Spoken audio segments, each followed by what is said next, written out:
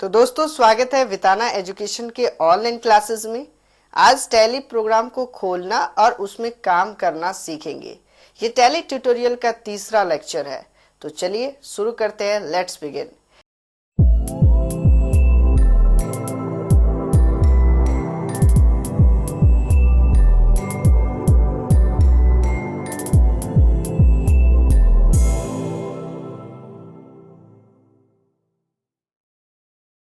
Tally programme को open करने के लिए सबसे पहले आप ये देखेंगे, टैली इंस्टॉल होने के बाद एक टैली का आइकन डेस्कटॉप पर दिखाई देगा। इस आइकन पे डबल क्लिक करके टैली प्रोग्राम को खोल सकते हैं, या स्टार्ट बटन पर क्लिक करें और टैली प्रोग्राम सर्च करके आप उसे खोल सकते हैं। टैली जैसे ही खुलेगा आप देखेंगे इसके स्क्रीन में सबसे ऊपर साइड में राइट साइड के कोने पर क्लोज बटन दिखाई देगा, लेकिन यह क्लोज बटन एस्केप की मदद से काम करता है। अगर आप यहाँ पे क्लोज पर क्लिक करेंगे तो यह बंद नहीं होगा। टैली प्रोग्राम को बंद करने के लिए एस्केप की का यूज करेंगे, यानी ESC बटन जैसे आप टैप करिएगा तो क्वाइट का ऑप्शन आएगा, और जैसे क्वाइट में Y प्रेस करिए या इंटर प्रेस करिएगा तो ये क्वाइट हो जाएगा, मतलब टैली आपका बंद हो जाएगा। फिर से इसे ओपन कर सकते हैं। स्टार्ट पर क्लिक करें और टैली ERP9 सर्च कर लीजिए और इस पर क्लिक करके इसे खोल सकते हैं। टैली खुलने के बाद यहाँ हमारे क्लोज बटन के जस्ट लेफ्ट साइड में मैक्सिमाइज बटन होता है, जिसकी मदद से हम स्क्रीन को फुल स्क्रीन और रीस्टोर डाउन मोड में यूज कर सकते हैं। मैक्सिमाइज करेंगे तो स्क्रीन पूरे फुल स्क्रीन हो जाएगा, और मिनिमाइज करेंगे तो इसे हम इस टैली को मिनिमाइज कर सकते हैं, यानी टास्क बार पर हाइड हो जाएगा। फिर उस पर क्लिक करके उसे हम वापस मैक्सिमाइज कर सकते हैं। ये इस पूरे बार को हम टैली का टाइटल एरिया यानी टाइटल बार कहते हैं। टाइटल बार के जस्ट नीचे आप देखेंगे कि कुछ बटन्स है, जैसे प्रिंट, एक्सपोर्ट, ईमेल, अपलोड। ये जो बटन्स है, इस बटन को, इस बार को हॉरिजॉन्टल बटन बार कहते हैं। ये हमारा हॉरिजॉन्टल बटन बार होता है। और इसके नीचे आते हैं तो ये आपका मेन एरिया होता है, टैली का मेन एरिया होता है। मेन एरिया में यहाँ आप देखेंगे कि जैसे आप टैली ओपन किए तो टैली के स्टार्टअप के लिए कुछ फीचर्स अप्लाई करने के लिए ऑप्शंस आते हैं। जैसे टैली आपने इंस्टॉल तो कर लिया, लेकिन उसके लिए टैली को बाई करना पड़ता है, परचेज करना पड़ता है उसके लाइसेंस। अगर आप प्रॉपर तरीके से अकाउंटिंग का काम करना चाहते हैं, हर डे का रिकॉर्ड एंट्री करना चाहते हैं, हर डे का ट्रांजैक्शंस मेंटेन करना चाहते हैं, तो उसके लिए टैली का लाइसेंस लेना होगा। और टैली अगर आप लाइसेंस परचेज कर लेते हैं तो उस लाइसेंस को एक्टिवेट कराने के लिए एक्टिवेट योर लाइसेंस पर क्लिक करके एक्टिवेट करा सकते हैं। अगर आपने पहले एक्टिवेट कराए थे फिर वापस उसे रीएक्टिवेट कराना हो तो रीएक्टिवेट भी एग्जिस्टिंग लाइसेंस का यहाँ से यूज कर सकते हैं। कोई अगर नया लाइसेंस लेना चाहते हैं, जैसे रिन्यू करना चाहते हैं लाइसेंस को, तो हम गेट अ रिन्यू लाइसेंस पर क्लिक करके इसका यूज कर सकते हैं।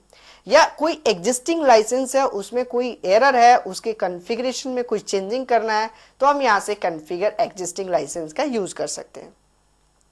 जस्ट इसके नीचे देखेंगे login as remote tally.net user. अगर हम इसे लॉगिन करना चाहते हैं रिमोट कंट्रोल की मदद से तो आप इस पर क्लिक करके लॉगिन कर सकते हैं। लेकिन हमें तो अभी टैली सीखना है। टैली सीखना है तो सीखने के लिए सबसे बेटर होता है वर्क इन एजुकेशनल मोड पर क्लिक करना। यानी वर्क इन एजुकेशनल मोड में वो फीचर्स होते हैं जितने फीचर्स हमारे लाइसेंस के साथ होते हैं। एक फीचर्स नहीं होता है, इसके अंदर वो फीचर्स होता है कि यहाँ पे लिखा है the educational mode allow you to learn and use Tally ERP9 without buying a licence. मतलब एजुकेशनल मोड टैली ERP9 में ये अलाउ करता है कि आप इसको सीख सकते हैं बिना लाइसेंस को बाई किए हुए, बिना लाइसेंस खरीदे हुए। You can work on data, यानी आप सभी डेटा पे काम कर सकते हैं। You can work on data on your computer with some restriction। कुछ ही रिस्ट्रिक्शन के साथ आप इस पे सारे काम कर सकते हैं। जैसे कि for example you will not be able to enter transaction for all day in a month। मतलब एक महीने के अंदर सारे ट्रांजेक्शन प्रत्येक दिन एंट्री नहीं कर सकते हैं, लेकिन काम तो कर सकते हैं। यानी 1 तारीख, 2 तारीख, 3 तारीख तक डेट में आप ट्रांजेक्शन्स को इंटर कर सकते हैं। तो सबसे बेस्ट होता है सीखने के लिए वर्क इन एजुकेशनल मोड का यूज करना। तो एजुकेशनल मोड पर जैसे ही आप क्लिक करेंगे और क्लिक करने के बाद इंटर प्रेस करते हैं तो ये हमारा टैली का जो है ना मेन इंटरफेस खुल जाता है, जिसे हम गेटवे ऑफ टैली कहते हैं। ये गेटवे ऑफ टैली का मेन एरिया होता है जो 2 भाग में बटे हुए होते हैं। एक होता है left hand side. Left hand side में डिस्प्ले करता है करंट पीरियड, करंट डेट और लिस्ट ऑफ कंपनीज। यानी जितने भी आप कंपनीज इधर बनाए हुए रहेंगे वो सारी कंपनियों का लिस्ट जो है यहाँ लिस्ट ऑफ सिलेक्टेड कंपनीज के अंदर रहेगा। इधर राइट हैंड साइड में, इसे हम राइट हैंड साइड एरिया कहते हैं। इस राइट हैंड साइड एरिया में कोई भी मेनू यदि हम ओपन करते हैं तो वो मेन्यू राइट हैंड साइड में ही दिखाई देता है। जैसे अभी हमारे पास कंपनी इंफॉर्मेशन मेनू स्क्रीन खुला हुआ है, तो राइट हैंड साइड में कंपनी इन्फो के अंदर कौन कौन से ऑप्शंस आते हैं वो सारे ऑप्शंस दिखाएंगे। अब इस मेन एरिया के यदि नीचे आते हैं तो इस नीचे वाले एरिया को कैलकुलेटर एरिया कहते हैं। कैलकुलेटर एरिया ओपन करने के लिए शॉर्टकट Ctrl+N का यूज करते हैं। जैसे Ctrl+N प्रेस करेंगे तो कैलकुलेटर एरिया ओपन हो जाएगा। इसका काम क्या है कि जब भी आप कोई ट्रांजेक्शन्स फिल करते हैं टैली के अंदर और आपको किसी वैल्यू का कैलकुलेट करना है, जैसे 45 + 56, अगर इसे हमें ऐड करना है, इंटर प्रेस करेंगे तो यहाँ ऐड करके दिखाएगा। मतलब कैलकुलेटर के लिए हमें किसी दूसरे प्रोग्राम पर जाने की आवश्यकता नहीं है। फिर इससे बैक आने के लिए एस्केप की का यूज करेंगे। टैली में कभी भी किसी भी मेनू या सब मेनू से बाहर आने के लिए एस्केप की का यूज करते हैं। एस्केप बटन यूज किए, हमारा कैलकुलेटर एरिया बंद हो गया। अब इधर राइट साइड में देखते हैं, राइट साइड में वर्टिकल बटन बार होते हैं। जैसे यहाँ पर आपको दिख रहा है कॉन्फ़िगर का ऑप्शन, कॉन्फ़िगर है, फीचर्स है, ऐसे बहुत सारे बटन्स आपको इधर राइट साइड में दिखने वाले हैं। तो इसे हम वर्टिकल बटन बार कहते हैं। तो ये आपने पूरी तरह से टैली के स्क्रीन को समझ लिया। अब टैली ओपन करने के बाद आपको कभी भी कोई भी ट्रांजेक्शन्स फिल करना हो तो सबसे पहले टैली में कंपनी क्रिएट करना होता है। यानी कंपनी क्या होता है? कंपनी किसी भी शॉप, किसी दुकान का एक प्रोफाइल पेज होता है जहां पर हम ये बताते हैं कि हमारे दुकान का नाम क्या है और हमारे दुकान का एड्रेस वगैरह क्या है। तो कंपनी क्रिएट करने के लिए कंपनी इंफॉर्मेशन मेनू में जाना होता है, जिसका शॉर्टकट होगा Alt+F3। Alt के साथ F3 फंक्शन की यूज करके कंपनी इन्फो मेनू में जा सकते हैं यदि आप किसी दूसरे मेनू में होंगे तो। फिलहाल हमारे पास अभी कोई कंपनी नहीं है, हम फर्स्ट टाइम यूज कर रहे हैं, तो हमारे सामने कंपनी इंफॉर्मेशन मेनू का स्क्रीन पहले से अवेलेबल होगा। अब कंपनी इंफॉर्मेशन मेनू में सेलेक्ट कंपनी, मतलब कोई कंपनी आपने पहले से बनाया है तो सिलेक्ट कंपनी पर इंटर प्रेस करेंगे। जरा अगर हम लोग गौर से देखें तो सिलेक्ट कंपनी में एस लेटर जो है रेड में है और कैपिटल लेटर है, मतलब इसे हम हॉट की कहते हैं। सिलेक्ट कंपनी का हॉट की होगा एस की। अगर क्रिएट कंपनी में देखेंगे तो जैसे क्रिएट कंपनी में डाउन एरो की से हम नीचे आ रहे हैं तो क्रिएट कंपनी में सी लेटर कैपिटल है और रेड कलर है, मतलब सी लेटर हॉट की कहलाएगा। अगर हम इस मेनू में हैं और सिर्फ सी बटन यूज करेंगे तो क्रिएट कंपनी का इंटरफेस खुल जाएगा, या फिर क्रिएट कंपनी पर जाकर इंटर प्रेस करेंगे तो हमारा क्रिएट कंपनी का इंटरफेस खुलेगा। जैसे क्रिएट कंपनी पर इंटर प्रेस किए, ये स्क्रीन का इंटरफेस जरा समझते हैं। ये कंपनी क्रिएशन का इंटरफेस है, जिसके अंदर सबसे पहला जो ऑप्शन है डायरेक्टरी है, जो बाय डिफॉल्ट स्कीप है। मतलब आप देख सकते हैं कि डायरेक्टरी में ये जो डेटा का पैथ, मतलब आप जो कंपनी बना रहे हैं वो कंपनी का प्रोफाइल कहाँ जाकर सेव होगा। कंपनी का प्रोफाइल बाय डिफॉल्ट यहाँ पे बता रहा है सी ड्राइव के यूजर्स पब्लिक और tally.erp9/data में जाएगा। आपके क्रम में आपके कंप्यूटर लैपटॉप में ये कोई कुछ और भी हो सकता है। यहाँ पर हम चाहें तो इसे चेंज भी कर सकते हैं डेटा पैथ को। फिलहाल मैं ये बताऊंगा कि यदि आप सीख रहे हैं और फर्स्ट टाइम कंपनी बना रहे हैं तो जहाँ जो डेटा पैथ है वहीं पर रहने दीजिए। अब डायरेक्टरी का यहाँ हो गया कि आपका फाइल प्रोफाइल कहाँ सेव होगा, वो लोकेशन हो गया। अब इसके बाद यहाँ आपको डालना है कंपनी का नाम, यानी किस नाम से कंपनी आप चला रहे हैं। एग्जाम्पल मैंने यहाँ पर टाइप कर दिया ABC प्राइवेट लिमिटेड, ये हो गया कंपनी। अब कंपनी का नाम टाइप करने के बाद जैसे इंटर प्रेस करेंगे, यहाँ उसका मेलिंग नेम पूछे जा रहे हैं, मतलब मेलिंग नेम में उस कंपनी का मिलता जुलता नाम क्या होगा।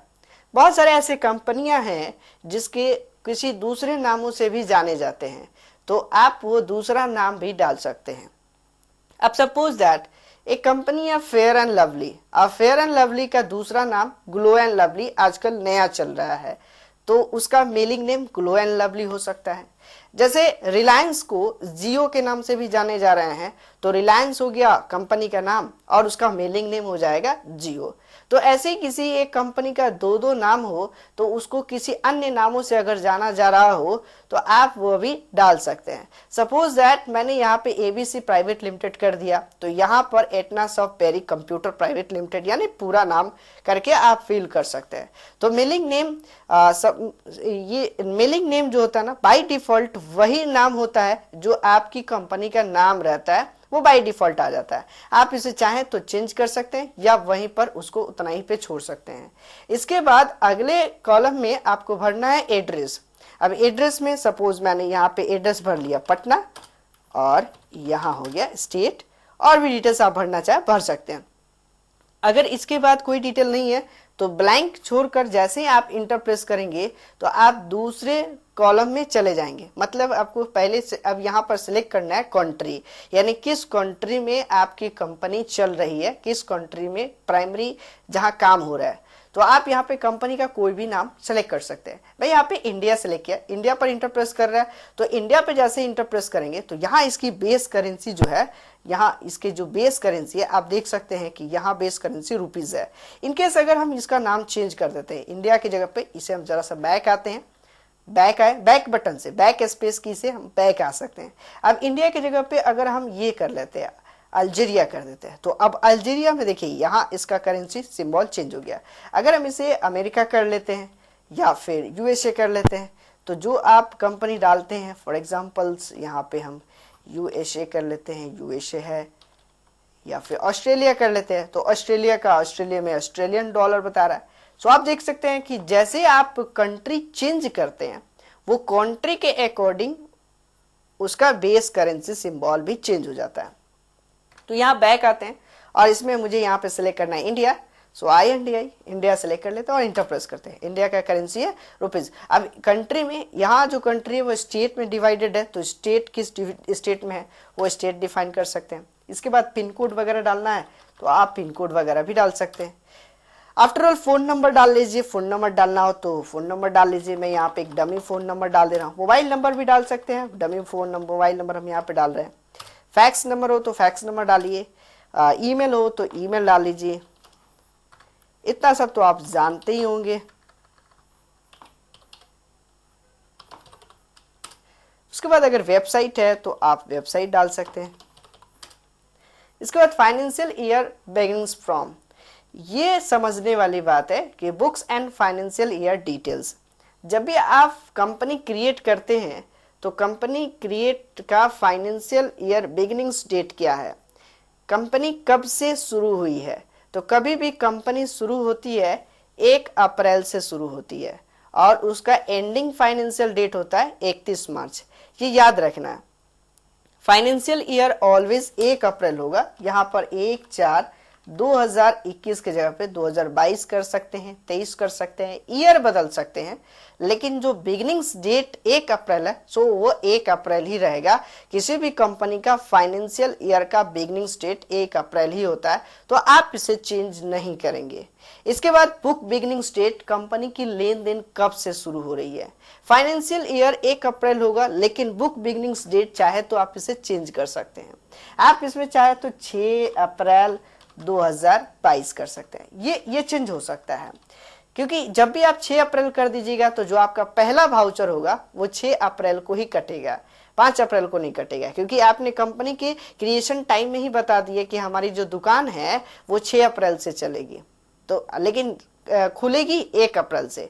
हो सकता है कि 1 अप्रैल को आपने कंपनी खोल लिया और कुछ माल लाने के लिए कहीं दूसरी जगह चले गए और 10 दिन के बाद आप उसका ट्रांजेक्शन फिल करना चाहते हैं, तो वो आप 10 दिन के बाद का डेट डाल सकते हैं। तो यहाँ पर इसको चेंज कर सकते हैं, लेकिन ऊपर वाला जो है 1 अप्रैल वो सेम का सेम रह जाएगा। इंटर प्रेस करेंगे। इसके बाद दिया है यूज सिक्योरिटी कंट्रोल के लिए, अगर कोई वॉल्ट पासवर्ड है तो वॉल्ट पासवर्ड डाल सकते हैं।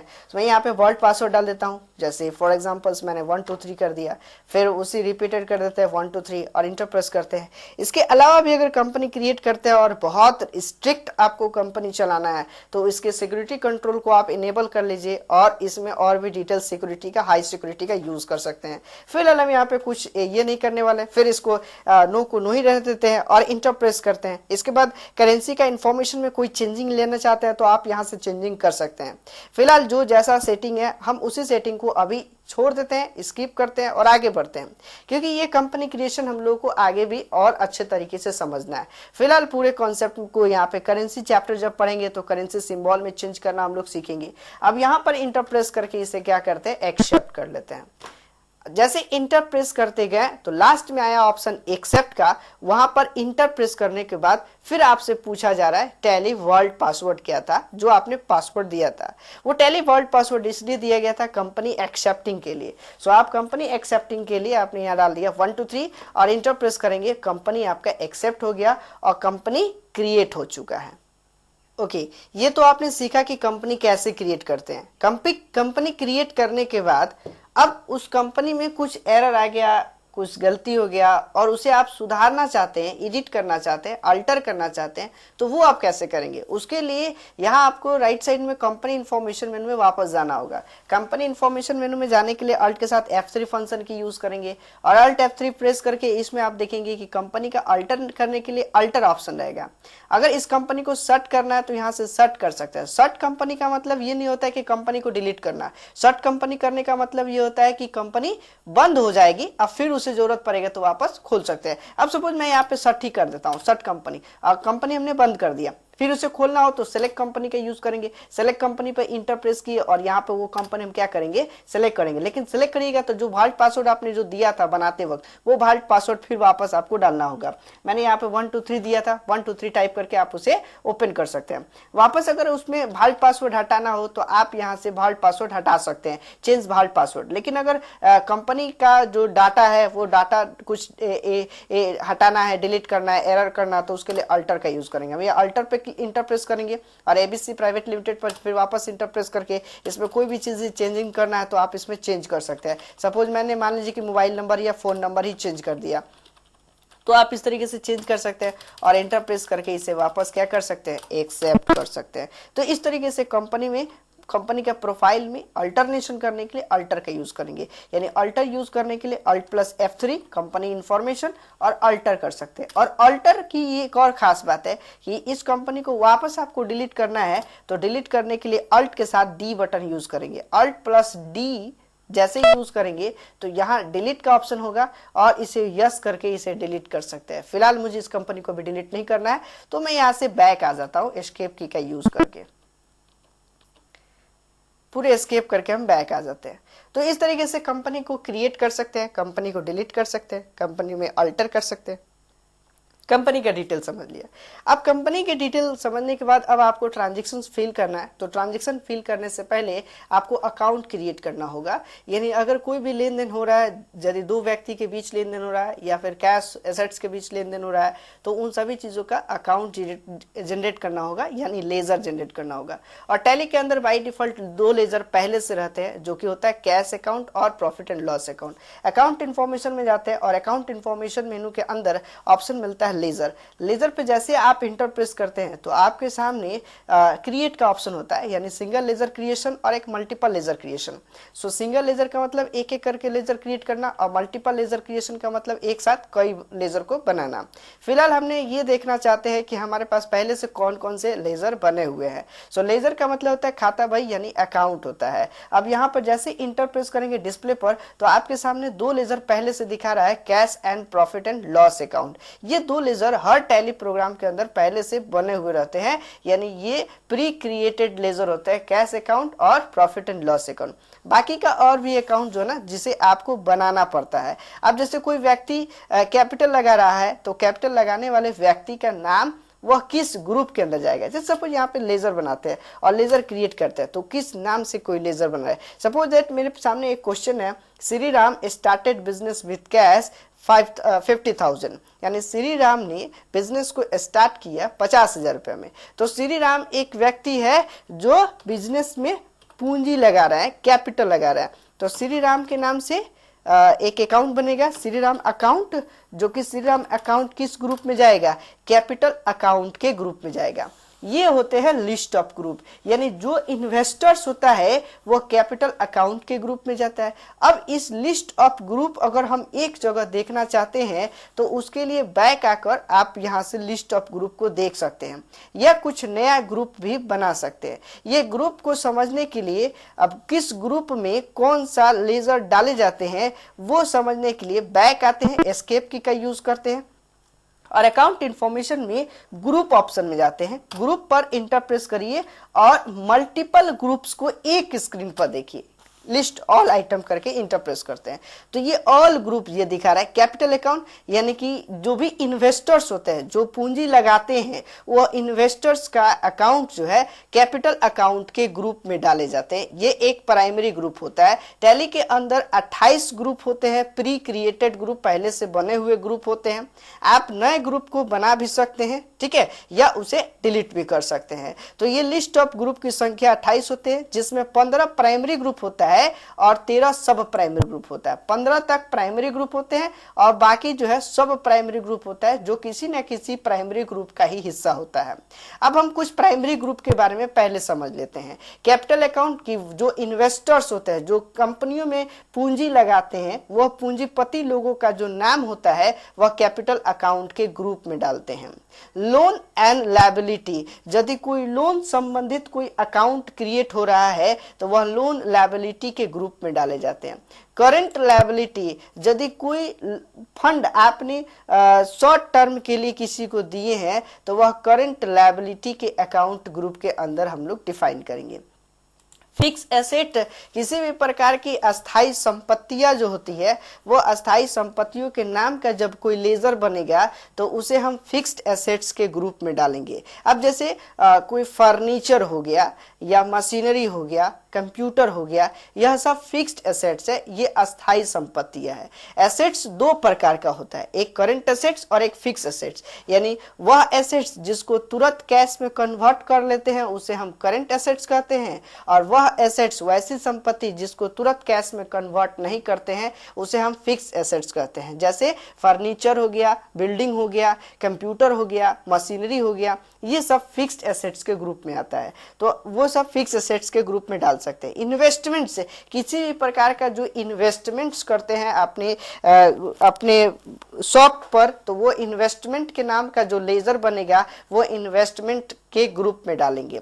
करंट एसेट्स, किसी भी प्रकार का जो करंट एसेट्स है जिसको तुरंत आप कैश में कन्वर्ट कर लेते हैं उसे हम करंट एसेट्स के ग्रुप में डालेंगे। जैसे रॉ मटेरियल होता है या फिर कैश, आपके पास कुछ ऐसी संपत्ति है जैसे कोई सन्ड्री कस्टमर जो होते हैं वो सब करंट एसेट्स में आ जाते हैं, तो वो आप डाल सकते हैं। यहाँ पे रॉ मटेरियल को भी करंट एसेट्स में डाल सकते हैं। ब्रांच एंड डिवीजन, अगर ब्रांचेस, अगर आपके ब्रांचेस के नाम का कोई लेजर बन रहा है तो वो ब्रांच एंड डिवीजन में डाल सकते हैं। और कोई टीनी पीटी एक्सपेंसेस रहते हैं, छोटे मोटे एक्सपेंसेस होते हैं, तो उसे हम मिसलेनियस एक्सपेंसेस के ग्रुप में डालते हैं। अगर कोई अकाउंट सस्पेक्टेड है और वो सस्पेक्टेड का अगर कोई लेजर क्रिएट कर रहे हैं तो वो सस्पेंस अकाउंट के ग्रुप में डालते हैं। अगर आप सेल कर रहे हैं, सेल के नाम से कोई लेजर क्रिएट कर रहा है तो सेल्स अकाउंट के ग्रुप में डालेंगे। परचेज कर रहा है, खरीद रहे हैं कोई सामान, तो परचेज के नाम का जब लेजर बनेगा तो वह परचेज अकाउंट के ग्रुप में जाएगा।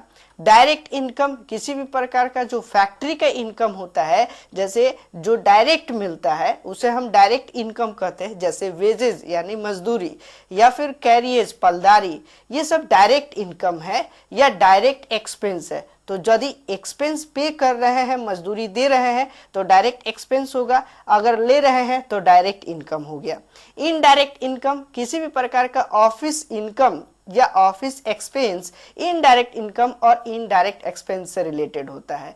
किसी भी प्रकार का ऑफिस इनकम का मतलब हो गया जैसे जो हमें इनडायरेक्टली मिलता है, जैसे कि सैलरी हो गया, रेंट हो गया, कमीशन हो गया, ये सब जो है इनडायरेक्ट इनकम और इनडायरेक्ट एक्सपेंस के ग्रुप में आते हैं। तो जब भी आप सैलरी अकाउंट का लेजर बनाएंगे सैलरी पैड के लिए, तो सैलरी पैड के लिए बनाएंगे तो इनडायरेक्ट एक्सपेंस, और सैलरी रिसीव्ड अकाउंट बनाएंगे तो इनडायरेक्ट इनकम। बात समझ में आ गई होगी। इसी तरीके से आगे भी है reserve and surplus, bank OD, ये सब ग्रुप का काम है। Secure loan, unsecure loan, duties and taxes, तो ये सब group of list of group के अंदर आता है। अब एक एक करके फटाफट समझ लेते हैं। रिजर्व एंड सरप्लस का मतलब ये होता है कि यदि कोई इन्वेस्टमेंट है और उसे रिजर्व रखा गया कुछ इन्वेस्टमेंट को, तो उसे हम रिजर्व एंड सरप्लस का यूज करेंगे। ये कैपिटल अकाउंट का पार्ट होता है, कैपिटल अकाउंट का पार्ट होता है रिजर्व एंड सरप्लस। कुछ पूंजीपति जो होते हैं जो इन्वेस्ट तो किए हैं लेकिन वो शो नहीं कर रहे हैं, कुछ अमाउंट को वो रिजर्व कर लेते हैं, तो रिजर्व एंड सरप्लस में उस अकाउंट को क्रिएट करेंगे। Bank OD account, bank OD account का मतलब होता है कि ओवरड्राफ्ट अकाउंट। ये अकाउंट एक ऐसा अकाउंट होता है यदि आपके अकाउंट में कम पैसा है और उसको ज्यादा निकालना चाहते हैं तो भी आप निकाल सके, वह बैंक ओडी अकाउंट होता है जो बैंकों के द्वारा उस अकाउंट को ओपन किया जाता है। तो यदि ऐसे अकाउंट का लेजर क्रिएट करेंगे तो बैंक ओडी अकाउंट के ग्रुप में डालेंगे। सिक्योर लोन, सिक्योर लोन और एक होता है अनसिक्योर लोन। किसी सिक्योरिटी के एवज में जो भी लोन रिसीव किए जाते हैं या पे किए जाते हैं वह सिक्योर लोन होता है। जैसे कोई जमीनी कागज के ऊपर या गोल्ड के ऊपर कोई लोन लेते हैं या कोई लोन लेते हैं उसे हम सिक्योर लोन कहते हैं। बिना किसी सिक्योरिटी का यदि लोन ले रहे हैं या दे रहे हैं तो वह अनसिक्योर लोन कहलाता है। ड्यूटीज एंड टैक्सेस, किसी भी प्रकार का जो ड्यूटीज और टैक्सेस है जैसे कि सर्विस टैक्स हो गया, वैट हो गया, टीडीएस हो गया, जीएसटी हो गया, ये सारे टैक्स का जब लेजर बनेगा तो वह ड्यूटीज एंड टैक्सेस के ग्रुप में ही डिफाइन करना होगा। प्रोविजंस भी होता है, यानी प्रोविजंस आपके कैपिटल अकाउंट का ही ग्रुप होता है जिसके अंदर कुछ प्रोफाइल्स जो है ना हम लोग कैटेगराइज करते हैं। हालांकि इसका कोई खास नीड नहीं होता है तो इसे हम लोग स्किप ही समझे। इसके बाद है सन्ड्री क्रेडिटर, किसी भी प्रकार का कोई भी महाजन जो होता है जहां से हम माल लेकर आते हैं, जो सप्लायर होता है उस सप्लायर के नाम का जब कोई लेजर क्रिएट होगा तो वह सन्ड्री क्रेडिटर के ग्रुप में जाएगा। अब जैसे मान लीजिए कि आपने सामान खरीदा टाटा जनरल स्टोर से, purchase goods from Tata general store, यानी सामान खरीद रहे टाटा जनरल स्टोर से, तो टाटा जनरल स्टोर का नाम जब लेजर क्रिएट में डालेंगे तो उसको सन्ड्री क्रेडिटर के ग्रुप में डिफाइन करना होगा। स्टॉक इन हैंड, जो अभी करंट आपके पास raw material stock in hand में है वह स्टॉक इन हैंड के ग्रुप में डालेंगे। इसके बाद डिपॉजिट एसेट्स, कोई भी एसेट्स आपने डिपॉजिट्स रखा है तो वो डिपॉजिट एसेट्स में जाएगा। लोन एंड एडवांस, यदि कोई लोन और एडवांस रखे हैं तो वो लोन एडवांस में एसेट्स के रूप में डाल सकते हैं। ये एसेट्स है यानी जो अभी आपके पास कोई संपत्ति है लोन एडवांस में चल रही है। तो सन्ड्री डेबिटर, किसी भी प्रकार का जो कस्टमर होता है, कोई भी ग्राहक होता है, वो ग्राहक सन्ड्री डेबिटर्स के ग्रुप में जाता है। कैश इन हैंड, जो करंट आपके पास कैश है वो कैश इन हैंड के ग्रुप में डिफाइन करना होता है। बैंक अकाउंट, अगर किसी प्रकार का बैंक का कोई लेजर क्रिएट करेंगे तो वो बैंक अकाउंट के ग्रुप में जाएगा, जैसे कि एसबीआई, पीएनबी, किसी प्रकार का जो बैंक अकाउंट आप जनरेट करेंगे वो बैंक अकाउंट के ग्रुप में जाएंगे। तो ये है 28 ग्रुप। इस 28 ग्रुप को अच्छे से आपने समझा। अब इस पर हम लोग लेजर कैसे क्रिएट करेंगे, और लेजर क्रिएशन से पहले आपको ट्रांजैक्शंस के अकॉर्डिंग लेजर क्रिएट करना सीखते हैं। तो चलिए शुरू करते हैं लेजर क्रिएट करना। अब लेजर क्रिएट करने के लिए आपको अकाउंट इंफॉर्मेशन मेनू के अंदर ही लेजर ऑप्शन आता है जिसमें मल्टीपल लेजर आप एक टाइम क्रिएट कर सकते हैं या सिंगल 1 by 1 करके लेजर क्रिएट कर सकते हैं। हम सिंगल क्रिएट करते हैं, जैसे क्रिएट कंपनी क्रिएट लेजर पे गए, क्रिएशन खुला, अगर कोई व्यक्ति पूंजी लगा रहा है तो उसके नाम का लेजर बनाएंगे। जैसे श्री राम बिजनेस स्टार्ट कर रहा है तो श्री राम के नाम का एक लेजर क्रिएट करेंगे, श्री राम अकाउंट। अब इसको किस ग्रुप में डालेंगे, तो कैपिटल अकाउंट के ग्रुप में डालेंगे, क्योंकि श्री राम बिजनेस को स्टार्ट कर रहा है। सो कैपिटल अकाउंट के ग्रुप में डालें। और इसको हमने यहाँ पे इसका डिटेल एड्रेस वगैरह फिल करना है, तो आप इसका एड्रेस डालिए, इसका कंट्री डिटेल्स वगैरह डालिए। इसमें अगर ओपनिंग बैलेंस है, श्री राम अकाउंट में पहले से ही कुछ अमाउंट है, तो आप इसके ओपनिंग बैलेंस में वो अमाउंट को डाल सकते हैं। फिलहाल हम यहाँ पे ओपनिंग बैलेंस नहीं डालते हैं, ब्लैंक छोड़कर और इंटर प्रेस करते हैं, तो श्री राम अकाउंट के नाम से लेजर क्रिएट हो गया। इसी तरीके से यदि कोई प्रोडक्ट परचेज करना हो, खरीदना हो, तो उसके लिए हम परचेज के नाम का लेजर बनाएंगे, जो कि परचेज अकाउंट के नाम से जाएगा। परचेज अकाउंट के ग्रुप में जाएगा। फिर इसके बाद आप इसे इंटर प्रेस करें, इंटर प्रेस करके इसे एक्सेप्ट कर ले। इस तरीके से यदि आप सेल कर रहे हैं तो सेल्स अकाउंट के नाम से लेजर बनाएंगे, सेल्स अकाउंट के ग्रुप में जाएगा और इंटर प्रेस करके इसे एक्सेप्ट कर लेंगे। जिससे खरीद रहे हैं, जिस पार्टी से आप खरीद रहे हैं, उस पार्टी का नाम अगर डालना हो, उधार खरीद रहे हैं क्रेडिट पे, तो उस व्यक्ति का, उस पार्टी का नाम डाल सकते हैं। सपोज मैंने यहाँ पे डाल दिया Tata general store, Tata general store, जो कि सन्ड्री क्रेडिटर हो गया, यानी महाजन। जो महाजन होता है, महाजन सन्ड्री क्रेडिटर में डालते हैं और इंटर प्रेस करके इसे भी एक्सेप्ट कर लेते हैं। किसी भी लेजर ग्रुप या कंपनी कहीं भी क्रिएशन को एक्सेप्ट करना हो तो इंटर प्रेस करते हुए लगातार एक्सेप्ट कर सकते हैं, या कंट्रोल के साथ ए बटन यूज करके एक्सेप्ट कर सकते हैं। कंट्रोल ए से भी एक्सेप्ट हो जाएगा। उसे आप बैक जाके देखना चाहते हैं, अल्टरनेशन करना चाहते हैं, तो पेज अप की मदद से आप उसको अल्टरनेट भी कर सकते हैं, या बैक एस्केप की मदद से हम एस्केप की का यूज करके और यहाँ से हम डिस्प्ले भी कर सकते हैं कि आपने कौन कौन सा लेजर क्रिएट कर लिया।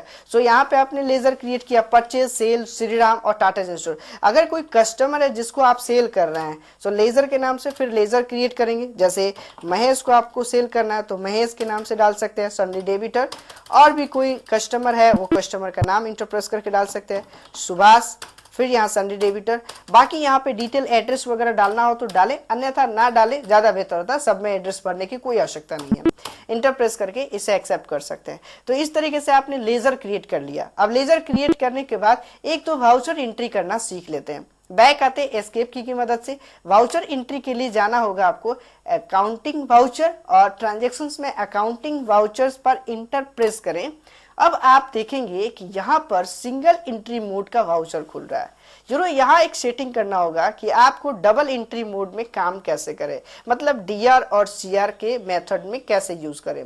तो उसके लिए आपको यहाँ पर प्रेस करना है F12, यानी कॉन्फ़िगर करना होगा। यहाँ ऑप्शन होगा कॉन्फ़िगर का, कॉन्फ़िगर पर आप क्लिक करें या F12 फंक्शन की यूज करें। जैसे ही F12 प्रेस करेंगे तो कॉन्फ़िगर का डायलॉग बॉक्स ओपन होगा, जिसमें हम यहाँ पर use single entry mode, payment receipt और कंट्रा वाउचर को नो करने वाले हैं। यानी यहाँ पर यूज सिंगल एंट्री मोड जो है, single entry mode for payment receipt कंट्रा voucher, इसे हम नो करेंगे, क्योंकि हम सिंगल एंट्री मोड नहीं डबल एंट्री मोड करना चाहते हैं। तो इसे हम क्या कर लेंगे, नो कर लेंगे। फिर आप यहाँ पे देखेंगे यूज CR/DR ऑफ टू और बाई ड्यूरिंग एंट्री, यानी एंट्री के समय हमें क्या यूज करना है, CR और DR, यानी टू बाई की जगह पे। इसे हम करेंगे यस, और फिर वापस हम इसे इंटर प्रेस करते हुए इसको एक्सेप्ट कर लेंगे। तो ये जनरल ऑप्शन जैसे हमने इसको चेंज किया, अब आपका जो इंटरफेस है वाउचर का कुछ अलग दिखने लगा। जिसमें अभी हमारे पास पेमेंट वाउचर खुला है, ये पेमेंट वाउचर है। आप वाउचर चेंज करने के लिए यहाँ पे राइट साइड के वर्टिकल बटन बार में पेमेंट वाउचर से receipt voucher, कंट्रा voucher, general voucher, इन सभी वाउचर्स का यूज कर सकते हैं।